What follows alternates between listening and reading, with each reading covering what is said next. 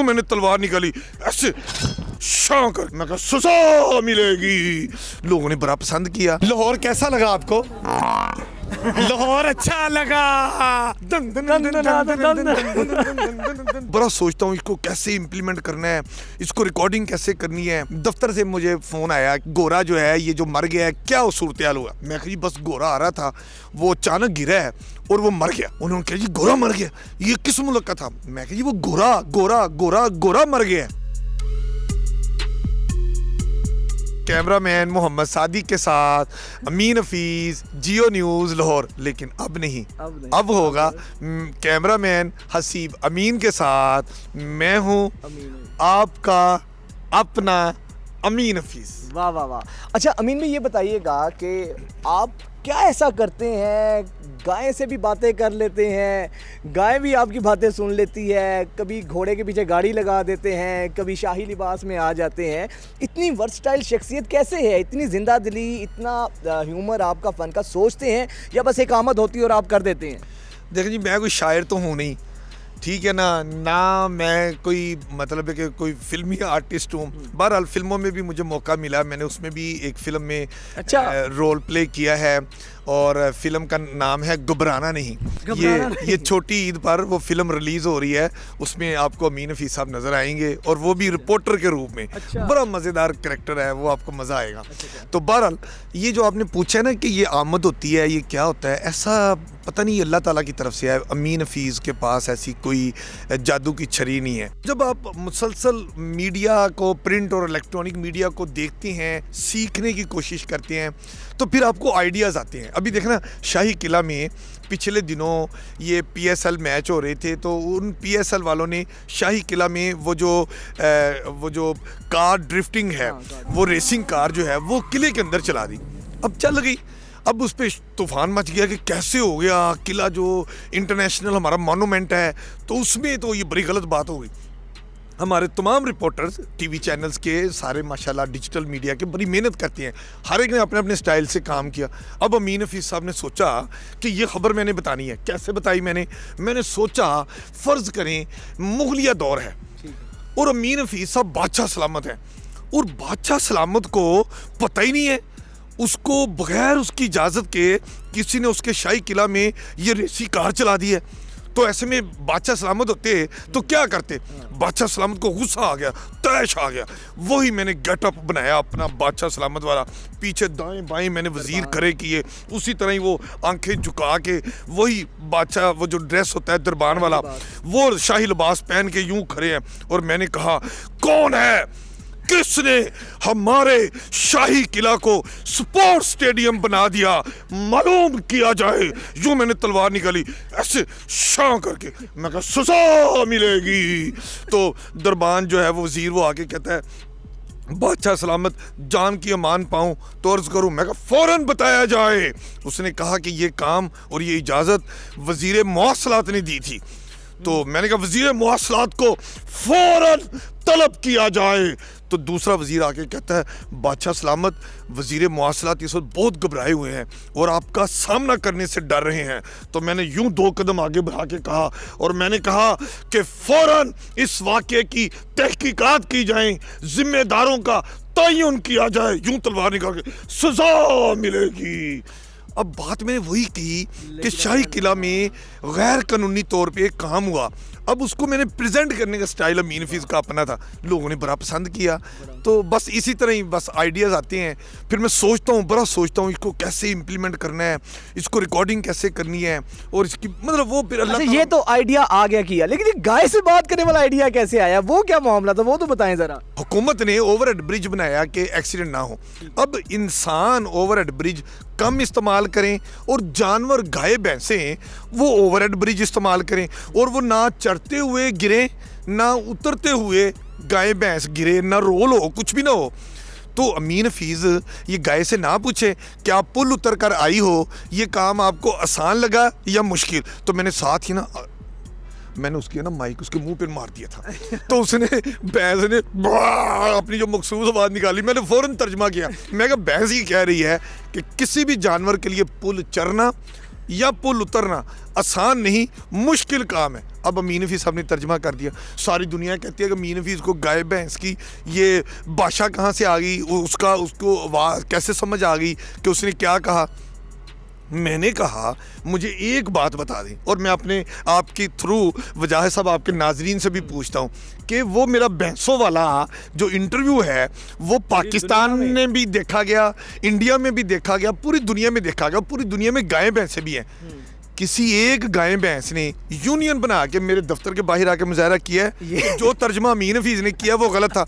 जब तरदीद नहीं आई तो जो तर्जमा मैंने किया उसको मान लेंगे दुरुस्त है।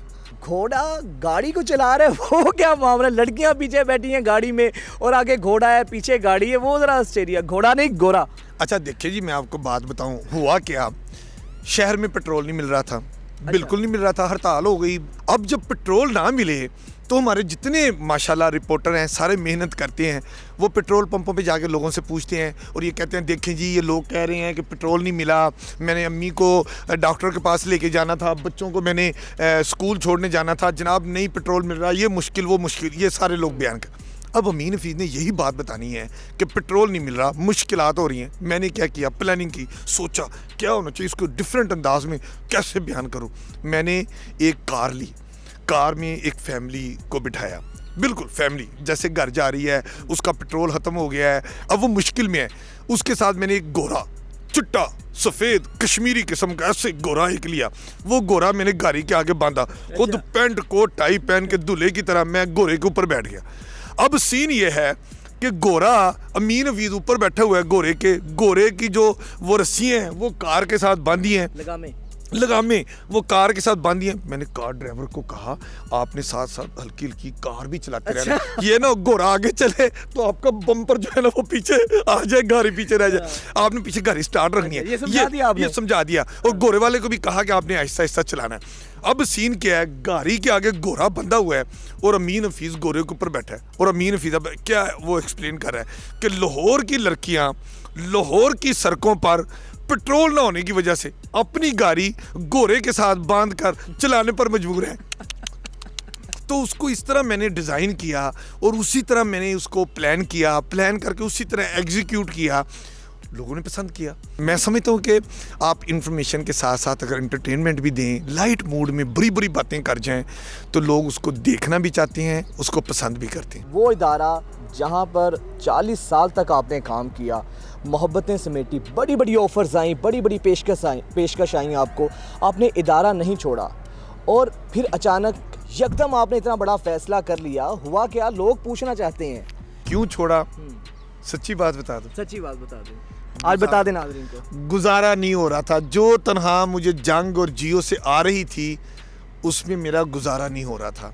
फिर मैंने सोचा अब मेहनत करनी चाहिए, अब आगे बढ़ना चाहिए, अब मैं ओपन फील्ड अपने लिए चुनूं और मैं अपना यूट्यूब चैनल जो ऑलरेडी मैं चला रहा था, मेरा बेटा मेरे साथ हसीब अमीन वो उसको अपलोड कर रहा था, रिकॉर्डिंग करता है, एडिटिंग करता है, ख़ुद ही सारे काम करता है और वो माशाल्लाह जीसी यूनिवर्सिटी लाहौर में एमफिल का स्टूडेंट है।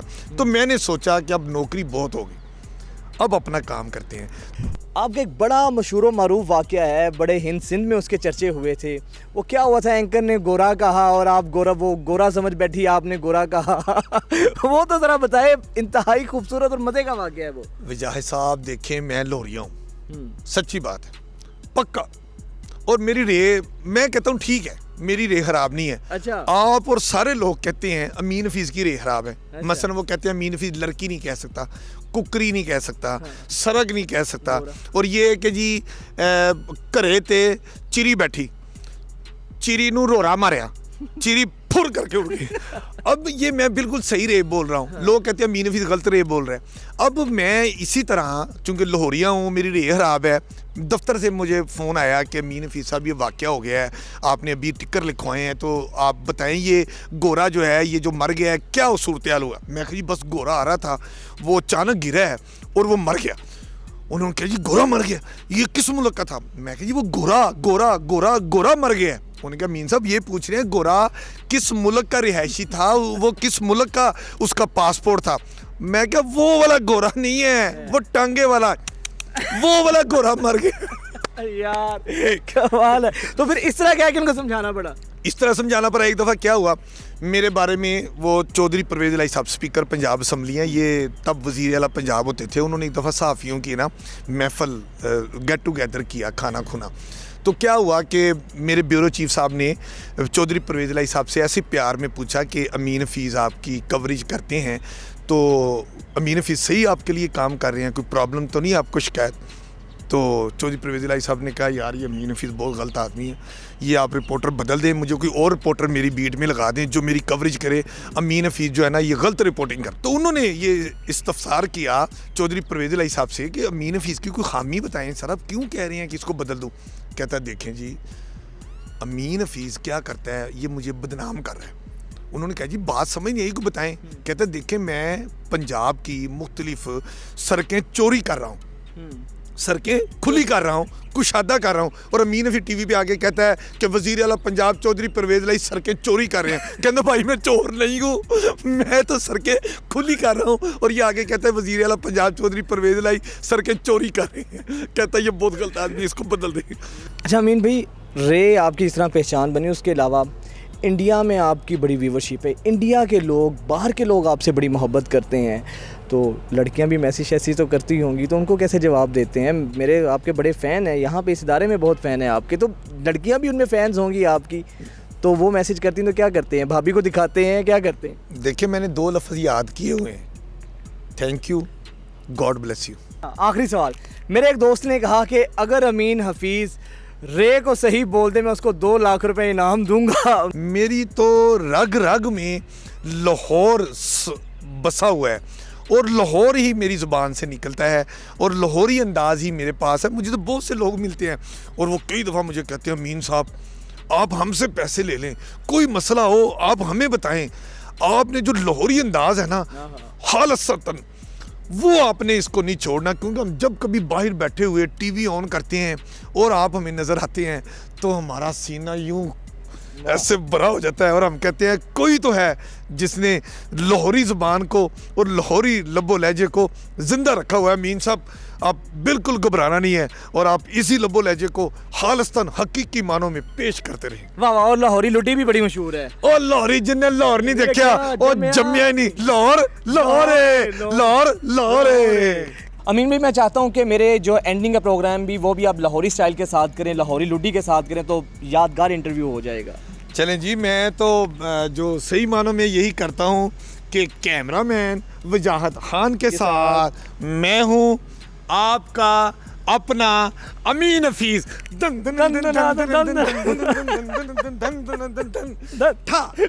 लाहौर लाहौर लाहौर लाहौर, और लाहौर है ही जिंदा दिलों का, और जिंदा दिली की वाज़े मिसाल अमीन हफ़ीज़ साहब हैं। थैंक यू, अल्लाह ने के बाद।